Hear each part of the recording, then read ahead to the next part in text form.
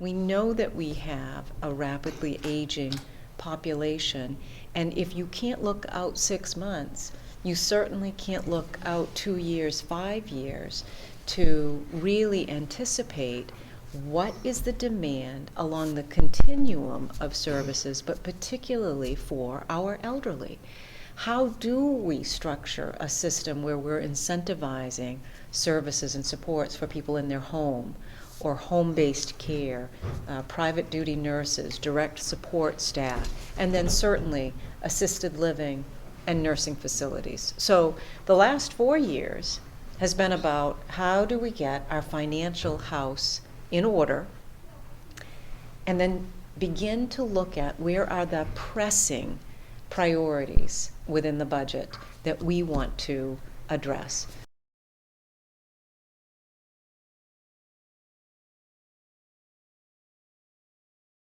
We had to come up with that money. It's over $26 million over 2 years that we proudly bring forward to prioritize increased funding, reimbursement rates within the Medicaid program for nursing facilities.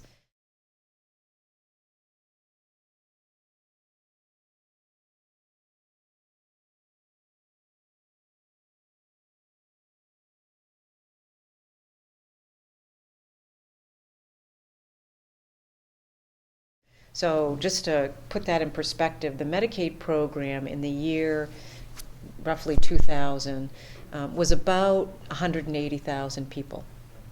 When the governor took office, it was 354,000 people enrolled in the Medicaid program. And the cost of supporting those people also doubled. So about that same time, in the year 2000, it was $1.2 billion. Today it's $2.5 billion. And over that period of time, that crisis-oriented management of the program meant that no one was sitting down and saying, all right, now let's look at the rate of reimbursement in nursing facilities. The governor recently around assisted living, and he was concerned that in our original biennial budget submission, we did not have a rate increase for assisted living. And so we are bringing that forward in it's referred to as a change package, but it's an amendment to the budget that we just submitted. So we are going to propose a rate increase in Medicaid for assisted living as well.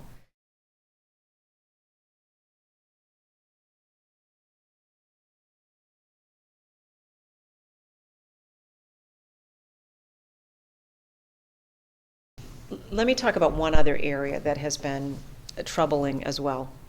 So the state, the Department of Health and Human Services, has been in a mode for many, many years, well preceding this governor, of chasing federal dollars, chasing Medicaid dollars, to the point where if a program couldn't leverage a federal dollar, it lost favor in the overall mix of priorities.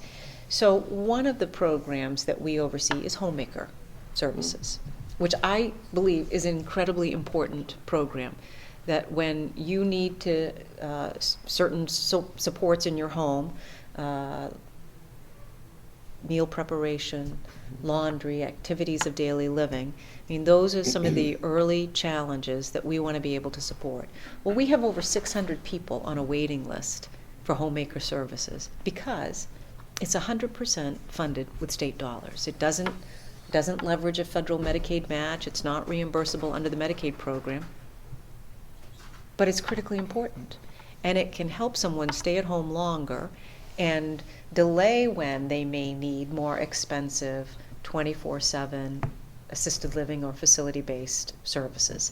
So the other part of our effort that isn't reflected in the budget but will be reflected in our internal operations is that we are identifying other resources, financial resources, to cover the cost of that homemaker program and to reduce that wait list.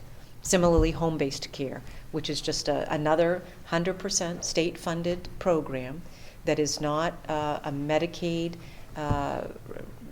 Medicaid reimbursable, so for people with a different income level to support their needs. So we are looking at ways to provide additional resources and supports, just in the overall scheme of our priorities, so that we can look at that continuum of services and evaluate, are we meeting our core mission?